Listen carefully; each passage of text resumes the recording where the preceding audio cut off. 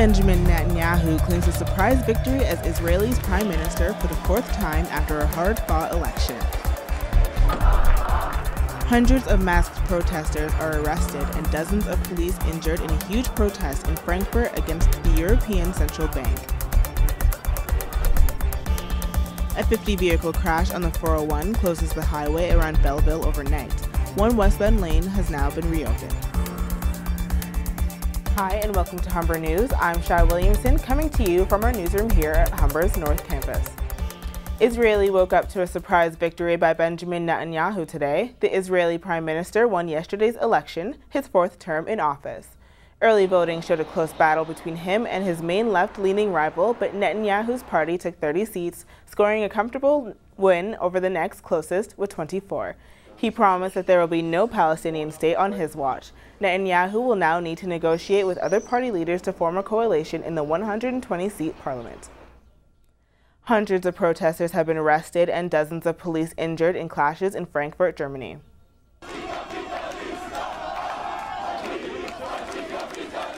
Thousands of people gathered as a part of the Blockupy movement to protest against the opening of the European Central Bank in the city.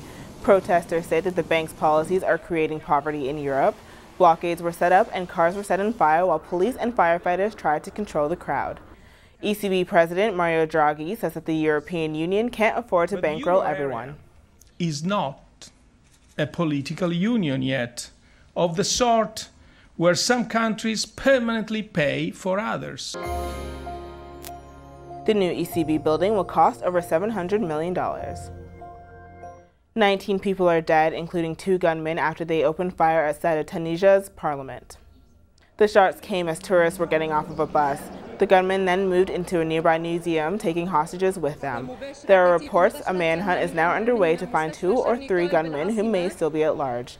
All of the hostages were released unarmed after security forces stormed the building, killing both attackers.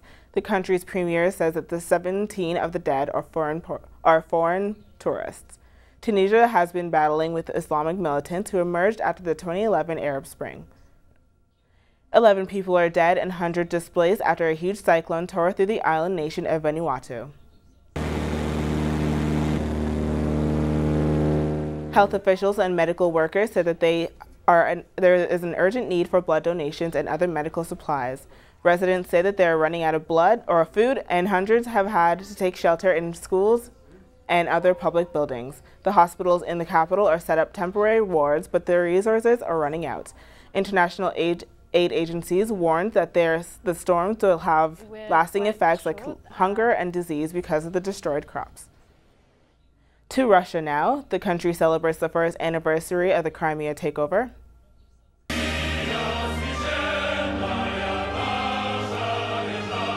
The event took place in Moscow's Red Square, where many gathered and celebrated. Russian President Vladimir Putin signed the annexation of Crimea March 21st of last year, completing the union with Russia. The invasion began late February when troops appeared at large parts of the city.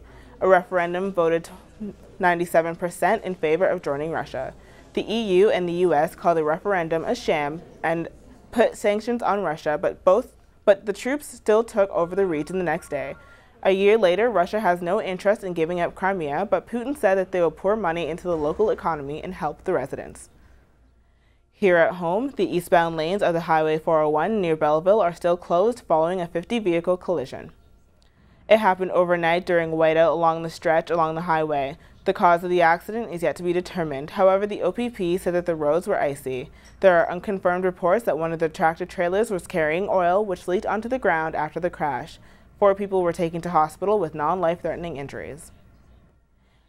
To U of T now, where hundreds of students have walked out of classes in protest against the striking of teacher assistants. And they're demanding a partial refund on their tuition. Our reporter, Celia Grimley, is there at the St. George campus this afternoon, and she joins us live. Hi, Celia. Tell us what's happening. Hi, Shai. Well, it's winding down, but it was a loud and emotional day here at U of T St. George campus. At least hundreds of students walked out of class today. They were protesting with TAs outside the Simcoe Hall, where all of the provost offices are located. It is the 18th day of the TA strike at U of T, and third-year student Ola Skudlarska says students won't go back to school without the TAs. Shows that the undergraduates are still on the TA's side, because the university, I think, is dragging this out, hoping that the undergraduates will turn on the TAs and that'll disperse the strike. So this is just a big sign, it's a show of solidarity that the undergraduates are siding with the TA. Students want the money they paid for tutorials and labs that they are not getting. Hopefully the cheering, chanting, and singing helps end the strike that nobody wants. Reporting live from U of T, I'm Celia Grimbley. Back to you, Shai. Thanks, Celia.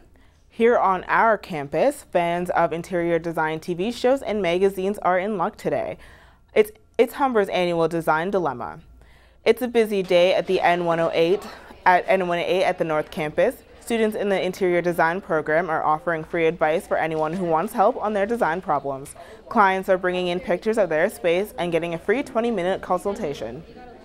What the students will do is they will take the photographs and if they've got any dimensions of the area, and then they'll replan the space, rework the furniture so that it fits in the space. They'll advise them on some color, perhaps some spring look as we're now into the spring, and freshen up the place. If you've got a room that needs a makeover, you've still got a couple of hours to get down to N108. The students are there until 4 p.m. It will be getting hot up in the 6 as fans get ready for one of Toronto's biggest festivals. Drake and October's very own have released the lineup for the OVO Fest.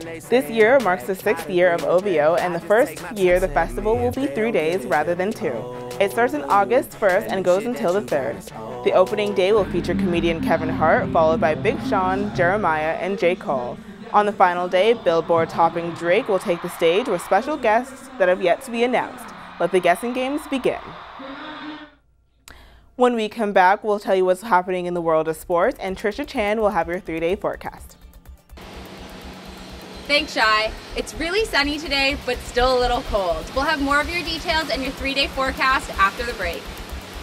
But first, Brazil is celebrating the birth of a rare white lion cub born in captivity, a first for the country.